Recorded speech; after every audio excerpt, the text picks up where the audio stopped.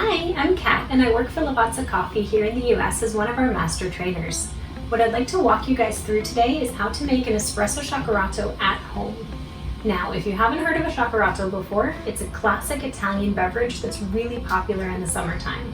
And it's so easy to make. It's just espresso, sugar, and ice, shaken up together and then strained out, so what you're left with is this beautifully refreshing, chilled, sweetened espresso drink.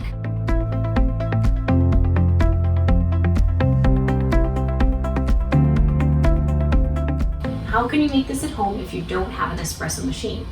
The way I'm going to use today is with an aeropress. But maybe you don't have an aeropress, maybe you do have a mocha pot, something like this Lavazza Carmencita here. This is a stovetop espresso maker and it will provide you with a really strong concentrated espresso-like coffee that about 3 ounces of this would be perfect in this recipe. Maybe you don't have anything that you think makes an espresso-like beverage, but maybe you do have a French press. If you have a French press at home, what I'd recommend is actually making a cold brew concentrate in here.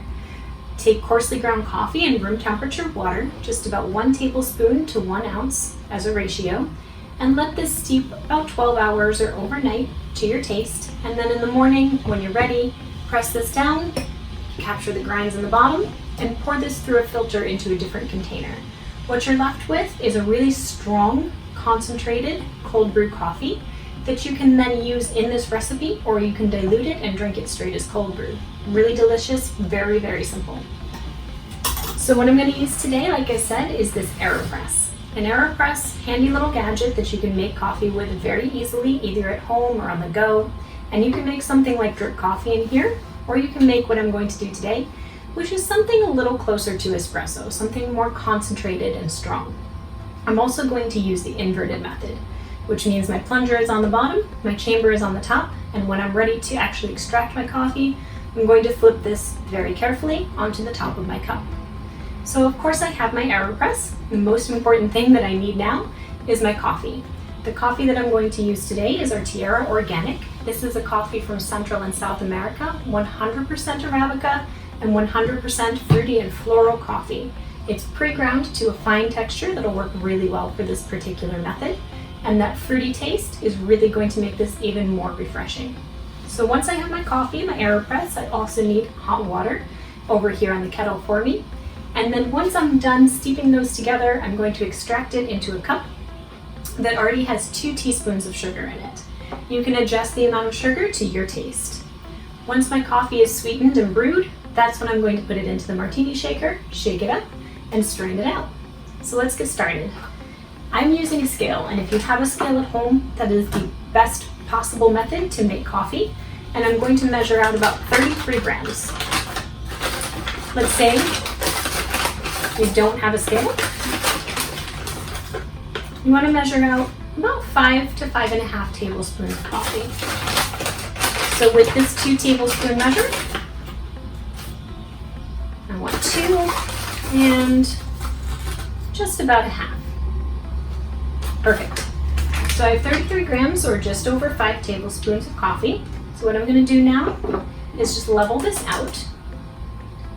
Once you have your coffee leveled out in your aeropress, it's time to add the water. So my water is ready to go over here at just about 195 degrees.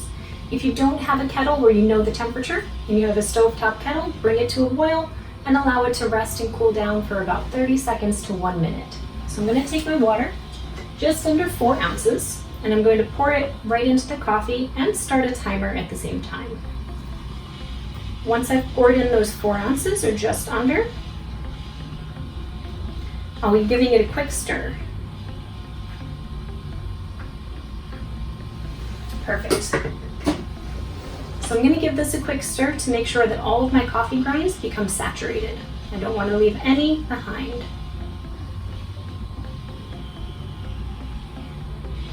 And once those are stirred together, I'm going to wait until just about 1 minute, and then I am going to go ahead and give it one more stir before I extract. In the meantime, what I can get ready is my filter. I'm going to put it into the end cap. I'm going to run just a touch of hot water through it and make sure that it is evenly placed inside the end cap. That's ready for me, and I hit just about 1 minute. So I'm going to give it one more stir. And at this point, I'm ready to extract. So I'm going to put the end cap on. Like I said, very carefully here. Flip this over into the cup and begin to press down. When you're pressing on an aeropress, honestly, very gentle, just lay your body weight on it. The harder you press, the harder it's going to be to press. After about 20 seconds, I should hear a hissing noise. That hissing noise means all of the water has gone through my coffee and I'm done extracting. So I can take the aeropress, set it to the side, and I have my extracted coffee ready to go. So I'm going to add in that sugar, mix it together so that I have my strong espresso-like sweetened coffee ready to pour into my martini shaker. So what's left to do is just fill this with ice from the freezer. My martini shaker is just about half full of ice, and at this point, I'm ready to actually make my Shakerato. So my coffee and my sugar are stirred together. Poured it over the ice. When you're gonna go shake this, 10 seconds, 15 seconds, and have some fun with it. And then you're ready to strain.